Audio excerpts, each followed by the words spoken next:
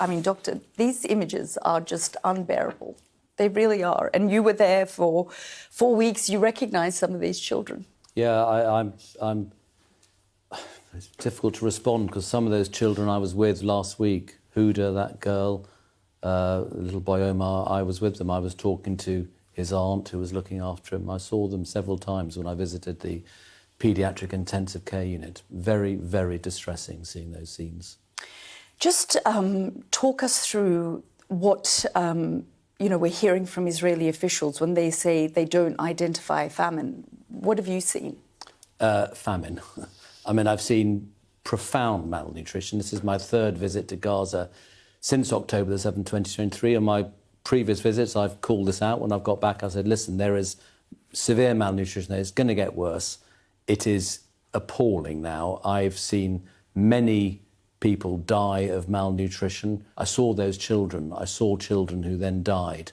And there is virtually no feed being allowed in for them. That story about the American doctor talking about the formula feeds being refused entry is true. I met several doctors who had formula feed cartons of them in their luggage. They were all confiscated by the Israeli border guards, specifically those. Nothing else confiscated, just the formula feed. And there are babies dying. There were 4 premature babies who died in the first 2 weeks when I was in Gaza, in Nasser Hospital.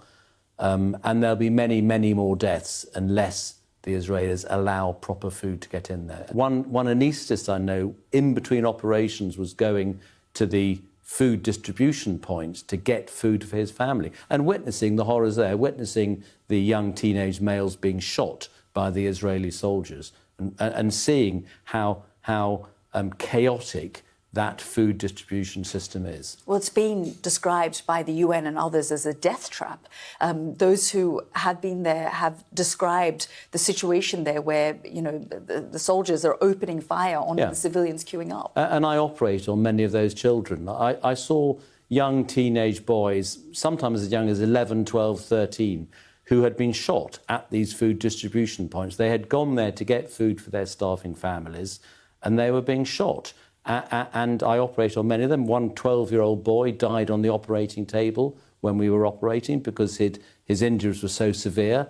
And what was even more distressing was the pattern of injuries that we saw, the clustering of injuries to particular body parts on certain days. So one day they'd be coming in predominantly with gunshot wounds to the head or the neck, another day to the chest, another day to the abdomen. 12 days ago, 4 young teenage boys came in, all of whom had been shot in the testicles, and deliberately so. And this is not coincidental. The clustering was far, far too obvious to be coincidental. And it seemed to us like this was almost like a game of target practice. We're going to shoot the head today, tomorrow it'll be the chest, the next day it'll be the testicles.